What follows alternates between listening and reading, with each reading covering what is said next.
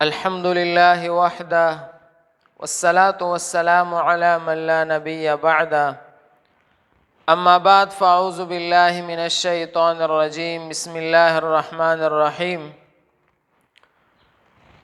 قال الله سبحانه تبارك وتعالى في القرآن المجيد والفرقان الحميد والعصر إن الإنسان لفي خسر إلا الذين آمنوا وعملوا الصالحات وتواصوا بالحق وتواصوا بالصبر وقال النبي صلى الله تعالى عليه وآله وسلم الدنيا دار من لا دار له ومال من لا مال له ولها يجمع من لا عقل له أو كما قال النبي صلى الله تعالى عليه وآله وسلم۔ قابل احترام محترم بھائیوں، دوستوں اور بزرگوں، اللہ رب العزت نے ہمیں ایک زندگی عطا فرمائی ہے۔ یہ زندگی بہت ہی مختصر ہے، بہت مختصر ہے، لیکن یہ زندگی قیمتی بہت زیادہ ہے۔ سونے، چاندی، موتی، ہیرے، جواہرات، دنیا کے جتنے بھی چیزیں ہیں، دنیا کا جتنا بھی نقشہ ہے، سب چیزوں سے یہ جو اللہ نے ہمیں زندگی دی ہے یہ بہت زیادہ قیمتی ہے۔ لیکن آج کل انسان دھوکے میں پڑا ہوا ہے، غفلت میں ہے۔ شاعر فرماتے ہیں جگہ جی لگانے کی دنیا نہیں ہے، یہ عبرت کی جا ہے تماشا نہیں ہے۔ دنیا تو دل لگانے کے لیے اللہ نے نہیں دی ہے ہمیں، یہ تو آخرت کی تیاری کے لیے دی ہے کہ اس میں انسان اپنی آخرت کو سنوارے، اپنے آخرت کی فکر کر لے۔ اسی کے لیے رب کریم نے یہ زندگی ہمیں عطا فرمائی ہے۔ لیکن آج کل ہم یہ دنیا کی زندگی کو ایسے فضول، عبث، بیکار بنائے ہوا ہے ہم نے۔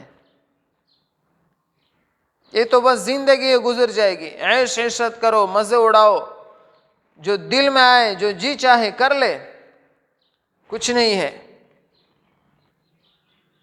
نہیں، بلکہ ایک دن اللہ رب العزت کے سامنے کھڑا ہونا ہے، تمام زندگی کا حساب و کتاب اللہ رب العزت کو دینا ہے کہ کس لیے میں نے آپ کو یہ وقت دیا تھا، یہ زندگی دی تھی۔ حدیث شریف میں آتا ہے کہ قیامت کے دن اللہ رب العزت اس زندگی کے بارے میں بھی پوچھیں گے کہ میں نے آپ کو زندگی عطا کی تھی، آپ نے اس کو کیسے گزارا، کن چیزوں سے اجتناب کیا اور کن چیزوں کو ادا کیا، آپ نے کیا کیا کرتے تھے اور کیا کیا نہیں کرتے تھے۔ ہر ایک سیکنڈ اور ہر ایک منٹ کا حساب لیا جائے گا قیامت کی۔ فَمَنْ يَعْمَلْ مِثْقَالَ ذَرَّةٍ خَيْرًا يَرَهُ وَمَنْ يَعْمَلْ مِثْقَالَ ذَرَّةٍ شَرًّا يَرَهُ۔ ایک ذرے برابر کسی نے اچائی کی ہو، نیک عمل کیا ہو، تو اس کو پورا اجر ملے گا، اور اگر ایک ذرے کے برابر کسی نے کسی کے ساتھ برائی کی ہو، اللہ کی نافرمانی کی ہو، کسی کا حق مارا ہو، تو اسی کا بھی اللہ رب العزت بدلہ دیں گے اس کو۔ ایک ذرہ بھی وہاں پہ معاف نہیں۔ اور آج کل ہم زندگی کو منچاہی گزار رہے ہیں۔ یہ تو امتحان گاہ ہے، دنیا کی زندگی امتحان گاہ ہے۔ قرآن پاک میں اللہ رب العزت کے ارشاد فرماتے ہیں سورہ ملک میں، الذی خلق الموت والحیات لیبلوکم ایکم احسن عملا، کہ میں نے انسان کو موت اور زندگی کس لیے دی ہے؟ ہر ایک انسان جو یہ دنیا میں آتا ہے، چھوٹا بچہ، پھر اس کے بعد جب اس کا وقت پورا ہو جاتا ہے پھر اللہ رب العزت اس کو موت دے دیتا ہے۔ ہر ایک انسان کو یہ موت اور زندگی کس لیے دی ہے؟ الذی خلق الموت والحیات، یہ میں نے جو پیدا کیا ہے موت اور زندگی کو، لیبلوکم ایکم احسن عملا، تاکہ میں آزما لوں، امتحان لوں آپ لوگوں کی کہ تم میں سے احسن، اچھا عمل کون کرتا ہے۔ ایکم احسن عملا، بہترین عمل کون لے کے آتا ہے میرے پاس، اچھا عمل کون کر لیتا ہے۔ اس لیے رب کریم نے یہ مختصر زندگی عطا فرمائی ہمیں۔ بندے کو چاہیے کہ اسی میں غفلت نہ کرے، اپنے دل میں جو وسوسے آئے، جو باتیں آئے، اسی پہ عمل نہ کرے۔ اللہ رب العزت کے لیے یہ زندگی گزارے۔ قرآن پاک میں اللہ رب العزت نے ہمیں اپنا ایک مقصد بتایا ہے، بیان کیا ہوا ہے کہ انسان کو میں نے کس لیے دنیا میں بھیجا ہے، کس مقصد کے لیے میں نے بھیجا ہے۔ وہ مقصد ہمارے سامنے ہے۔ وما خلقت الجن والانس الا لیعبدون، انسان اور جن کو خصوصی طور پر ذکر کیا گیا، انسان اور جن، یہ اللہ رب العزت نے عبادت کے لیے بنائے ہوئے، عبادت کے لیے، کہ میں نے انسان اور جن کو عبادت کے لیے پیدا کیے۔ مفسرین فرماتے ہیں کہ یعرفون کا مطلب یہاں پہ یعرفون ہے، عبادت سے مطلب ہے کہ وہ میری پہچان کر لے، مجھے جانے کہ اللہ ہے کون، کس ذات نے ہمیں اس دنیا میں بھیجا ہے اور کس مقصد کے لیے ہمیں پیدا کیا ہے، اس مقصد کے لیے ہمیں دنیا میں بھیجا ہے۔ دوسری جگہ رب کریم فرماتے ہیں افحسبتم انما خلقناکم عبثا وانکم الینا لا ترجعون، کہ تمہارا کیا گمان ہے کہ میں نے تمہیں دنیا کی زندگی میں ویسے بنائے ہوئے، فضول عبث بنایا ہوا ہے آپ لوگوں کو، وانکم الینا لا ترجعون، اور میری طرف آؤ گے نہیں، بلکہ اللہ رب العزت کی طرف جانا ہے ہمیں۔ ہر ایک انسان نے، چاہے وہ چھوٹا ہے بڑا ہے، جس زبان سے وہ تعلق رکھتا ہو، جس طبقے کا وہ ہو، جس ملک کا رہنے والا ہو، عجمی ہو عربی ہو، سب نے جانا ہے۔ اور وہاں پہ رنگ نسب یہ نہیں چلے گا کہ وہاں پہ بندہ بولے کہ میں فلاں نسب سے تعلق رکھتا ہوں، فلاں نسل سے میں تعلق رکھتا ہوں، یہ باتیں وہاں پہ نہیں چلتی۔ اللہ رب العزت کو اعمال چاہیے، اعمال۔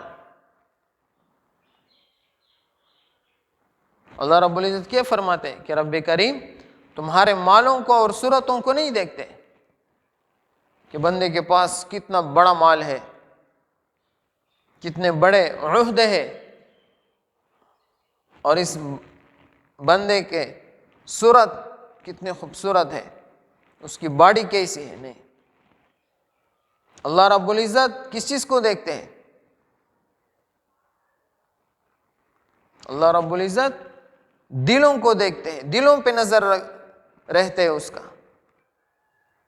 اور اعمال کو دیکھتے ہیں کہ بندہ اعمال کیسے کرتا ہے، اس کی دل کے اندر کیا ہے، میری محبت ہے یا میری محبت اس کے دل کے اندر نہیں ہے۔ اس چیز کو اللہ رب العزت دیکھتے ہیں۔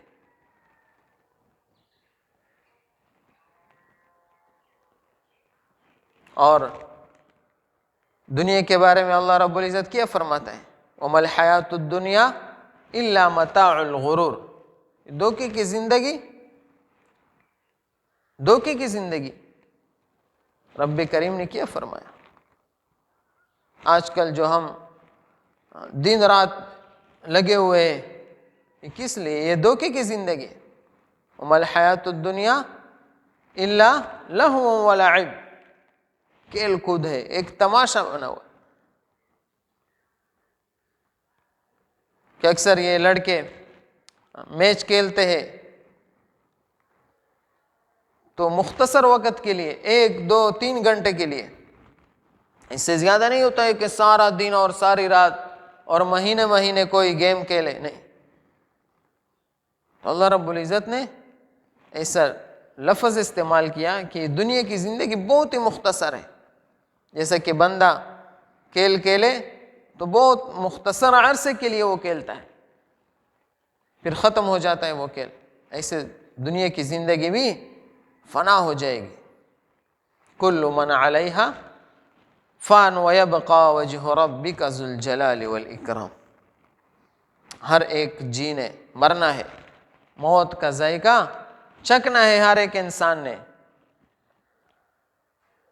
اور جو باقی رہنے والا ہے ذو الجلال والاکرام، وہ ایک ہستی ہے، وہ ایک رب ہے جو ہمیشہ کے لیے ہے۔ لا تأخذہ سنۃ ولا نوم، اس کو اونگ اور نیند بھی نہیں آتی، وہ کھاتا پیتا بھی نہیں ہے، سب چیزوں سے بے پرواہ ہے وہ۔ قل هو اللہ احد اللہ الصمد، کہہ دے نبی جی کہ اللہ ایک ہے، اللہ بنیاد ہے، صمد ہے، لم یلد ولم یولد، نہ اس سے کوئی پیدا ہوئے اور نہ وہ کسی سے پیدا ہوئے۔ اللہ رب العزت کے نہ ماں باپ ہے اور نہ اس کے بچے ہیں۔ ماں باپ جس کے بچے ہو وہ محتاج ہو جاتا ہے پھر، لیکن اللہ رب العزت محتاجی سے پاک ہے، وہ محتاج کبھی نہیں ہوتا۔ وَلَمْ يَكُنْ لَهُ كُفُوًا أَحَدٌ، اور اللہ رب العزت کا کوئی شریک نہیں، کوئی ہمسر نہیں، اس کے کوئی برابر نہیں، جو کچھ وہ کرتا ہے اپنی مرضی سے کرتا ہے، کس سے وہ ڈرتا نہیں ہے، اس کے دل میں کسی کا خوف نہیں رہتا کہ اگر میں نے آج یہ کام کر لیا تو ایسا نہ ہو کہ لوگ اٹھ جائے، عوام اٹھ جائے کہ کیا بارش نہیں ہو رہی ہے، کیوں نہیں ہو رہی ہے، اور سردی میں بارش ہو رہی ہے تو کیوں ہو رہی ہے، سردی بہت زیادہ ہے۔ جیسا وہ چاہے وہ کر سکتا ہے، کوئی کچھ بھی کر لے، لیکن اس کی طاقت میں، اس کی قوت میں ذرہ برابر رد و بدل نہیں کر سکتا۔ دن کو لمبا کرے یا رات کو لمبا کر لے، اپنی مرضی ہے، اس کو بارش برسائے نہ برسائے، اس کے لیے ساری انسانیت جمع ہو جائے، ساری مخلوقات جمع ہو جائے، مشورہ کر لے، ایک پلان بنا لے، لیکن وہ بیکار ہے۔ اللہ ایسی ذات ہے، ہر ایک انسان کے اوپر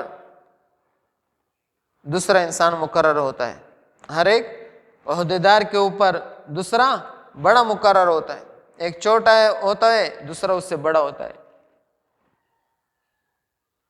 لیکن اللہ کی ذات کے اوپر کوئی ذات نہیں۔ اللہ ایک ہے، تنہا ہے، وہ مالک الملک، تمام بادشاہوں کے بادشاہ ہے، وہ تمام وزیروں کے وزیر ہے۔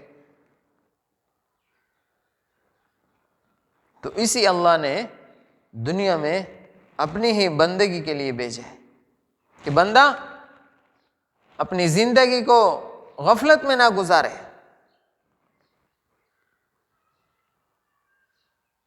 اللہ کی فرمان برداری اور اللہ رب العزت کی اطاعت اس کو مان کر چلے، اور رب کریم کی ہر ایک حکم کو خوشی کے ساتھ مان لے۔ اصل بندگی یہی ہے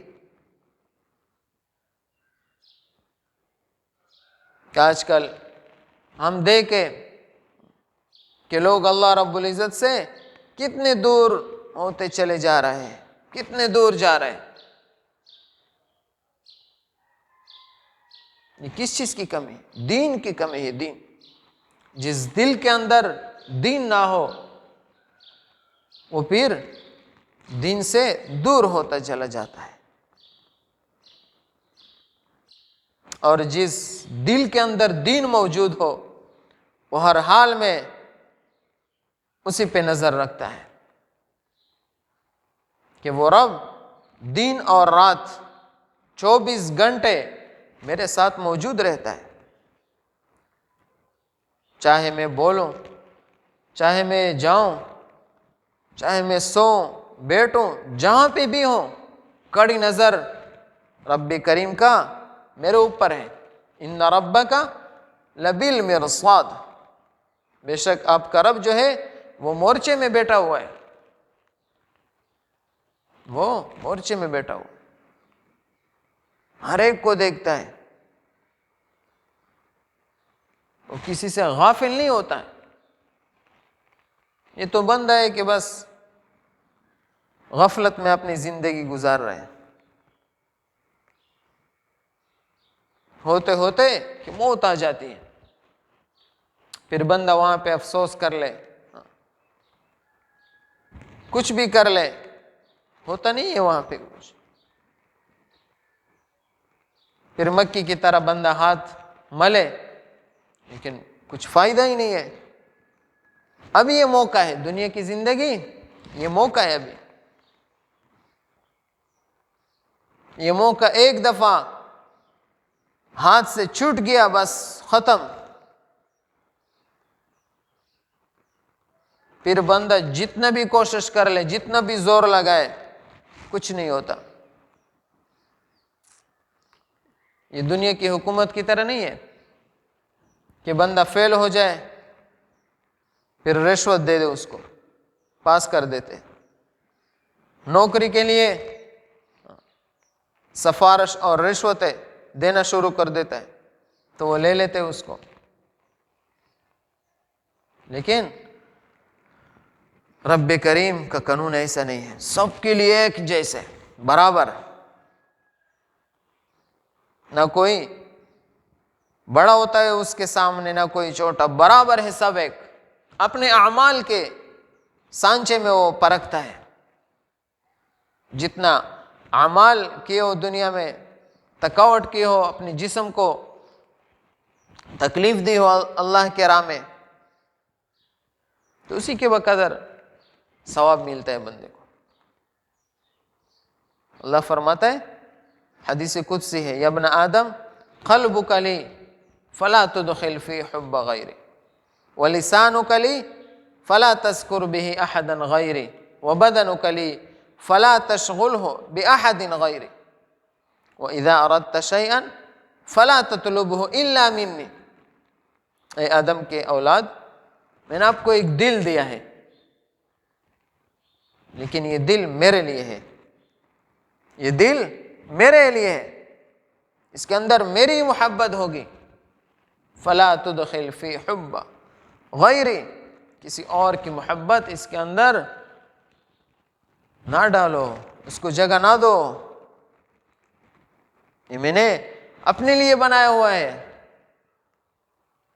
بہت ہی عزت کے ساتھ میں نے اس کو رکھا ہوا ہے، بہت نازک میں نے اس کو بنایا ہوا ہے۔ کسی اور کی محبت ڈالو گے تو اللہ کی محبت نکل جائے گی وہ، کیونکہ دو محبتیں ایک وقت میں ایک دل میں نہیں آ سکتی، ایک ہی محبت ہو، یا غیر اللہ کی یا رب کریم کی محبت ہو۔ تو جس چیز کے لیے اسی ذات نے ہمیں دل دیا ہوا ہے تو مناسب بھی یہی ہے، اصول بھی یہی ہے کہ اسی چیز کو اس کے اندر ڈالیں، اسی محبت کو ہمارا اور آپ کے دل کے اندر آ جائے۔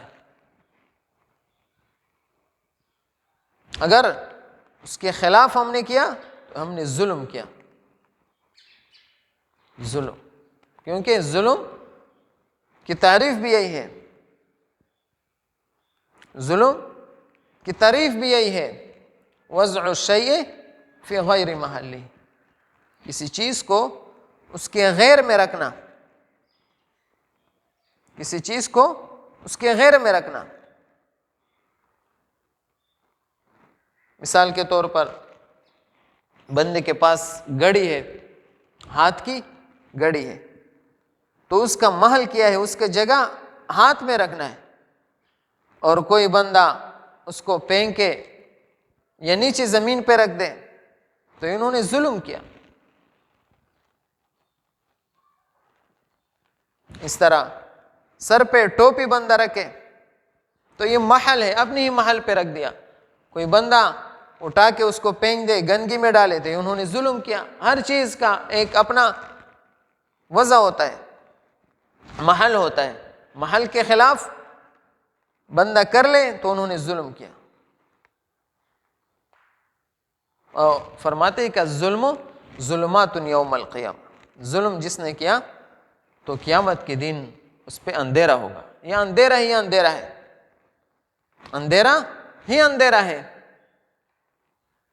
تو اللہ کیا فرماتے ہیں؟ اس دل کے اندر میری محبت ڈالو، کسی اور کی محبت میں برداشت نہیں کر سکتا، کیونکہ یہ پھر شرک میں آتا ہے، اور اللہ فرماتے ہیں کہ ان الشرک لظلم عظیم، شرک بہت بڑا گناہ ہے۔ اللہ اس چیز کو تسلیم نہیں کر سکتا کہ بندے تو میرے، میں نے تجھے پالا ہے، میں نے تجھے پیدا کیا، میں آپ کا رب ہوں، رب العالمین ہوں، تو پھر آپ ادھر ادھر کیوں جاتے ہو؟ ہر ایک کے پاس کیوں جاتے ہو آپ؟ مجھ ہی سے مانگو، میرے ہی پاس آؤ، آپ کا سب کچھ میرے پاس ہے۔ تو اللہ رب العزت نے یہ دل جو ہے ہمیں اپنی محبت کے لیے دیا ہوا ہے، دل اپنی محبت کے لیے ہمیں اللہ رب العزت نے دیے۔ اور پھر اللہ رب العزت فرماتے کہ میں نے آپ کو ایک زبان دی ہے، زبان کس لیے؟ ذکر کے لیے، اپنی ہی ذکر کے لیے۔ فلا تذکر بہ احدا غیری، اسی زبان پہ کسی اور کی ذکر بڑائی بیان نہ کرو کہ حکومت نے یہ کیا، فلاں نے یہ کیا، فلاں نے ملک نے یہ کیا، نہیں نہیں، سب کچھ میں کر لیتا ہوں، کوئی کچھ نہیں کر سکتا۔ تو غیروں کی بڑائی ذکر کیوں بیان کرتے ہو اس زبان پہ جو میں نے آپ کو دی ہے؟ میری ذکر کرو، میری بڑائی بیان کرو، میری قرآن پڑھو، اس پہ میری احکامات کو لوگوں کے سامنے بیان کرو، میری باتیں کر لو، لوگوں کو کسی کو فائدہ پہنچ جائے۔ فضول باتیں اس پہ نہ کرو، کسی کی غیبت اسی زبان پہ نہ کرو، چغل خوری نہ کرو، کسی کو اس زبان سے دکھ نہ دو، تکلیف نہ دو کسی کو۔ یہ اللہ رب العزت نے بہت نرم پیدا کیا ہے، بغیر ہڈی کے اللہ رب العزت نے زبان کو بنایا ہوا ہے۔ کہ اس میں سختی نہ ہو، اس وجہ سے، اور ہڈی میں سختی ہوتی ہے۔ لیکن زبان اللہ رب العزت نے ایک ایسی چیز بنائی ہوئے جس میں ہڈی نہیں ہے، اس لیے کہ زبان کو استعمال بھی ایسے ہی نرم کر لو، سلیقے اور طریقے کے ساتھ، کہ زبان کی وجہ سے کسی کو دکھ نہ ملے، آپ سے کسی کو دکھ نہ ملے، اور اس زبان پہ میری ذکر کرو۔ فلا تذکر بہ احدا غیری، میرے ذکر کے سوا کسی کو یاد نہ کرو اس زبان پہ۔ وبدنک لی، اللہ رب العزت آگے فرماتے ہیں وبدنک لی فلا تشغل بہ احدا غیری، اسی بدن کے ساتھ جو میں نے آپ کو عطا کیا ہے، کسی اور کام میں نہ لگاؤ اس کو کہ غیر کے کام میں آپ لگ جاؤ، میرے لیے یہ جسم، یہ ڈھانچہ تکاؤ، میرے لیے، کہ بندہ جو ہے وہ نماز پڑھ لے، روزہ رکھ لے، اللہ کی اطاعت فرمان برداری میں لگائے، وہ کسی کے ساتھ اچھائی کر لے، اسی کے لیے اپنے جسم کو، ڈھانچے کو استعمال کر لے، تو اس پہ اللہ رب العزت راضی ہوتے ہیں، اس پہ رب کریم راضی ہو جاتے ہیں۔ پھر آگے فرماتے وَإِذَا أَرَدْتَ شَيْئًا، جب آپ کو کسی چیز کی ضرورت پڑ جائے، فَلَا تَطْلُبْهُ إِلَّا مِنِّي، کسی اور سے مت مانگو، کسی اور سے سوال کبھی بھی نہ کرو، إِلَّا مِنِّي، مجھی سے کر لو، میں آپ کے سوال کو پورا کر لوں گا، مجھ سے مانگو تو صحیح۔ رب کریم کیا فرماتے ہیں؟ حدیث نبی صلی اللہ علیہ وسلم ہے، حضور پاک صلی اللہ علیہ وسلم کیا فرماتے ہیں کہ رات کے آخری حصے میں، تہجد کے وقت میں، اللہ رب العزت کی رحمت وہ آخری دنیاوی آسمان تک آ جاتی ہے، دنیاوی آسمان تک، اور اعلانات شروع کر دیتے، کوئی مانگنے والا ہے جو میں اس کو دے دوں، بخشش والا کوئی ہے جو میں اس کی گناہوں کو معاف کر دوں، کوئی حاجت والا ہے جو میں اس کی حاجتوں کو پورا کر لوں، لیکن ہم غفلت کی نیند سوئے ہوتے، ہمیں کچھ پتہ نہیں چلتا۔ کبھی ہمیں بھی چاہیے کہ اللہ رب العزت سے صدق کے دل سے ہم دعا مانگے، پھر دیکھے کہ وہ کریم رب، وہ غفور الرحیم ذات سنتا ہے ہماری کہ نہیں؟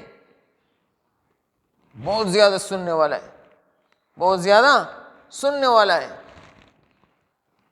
اجیب دعوت الداع، بندہ جو بھی دعا کر لیتا ہے اللہ رب العزت قبول کر لیتے ہیں اس کو۔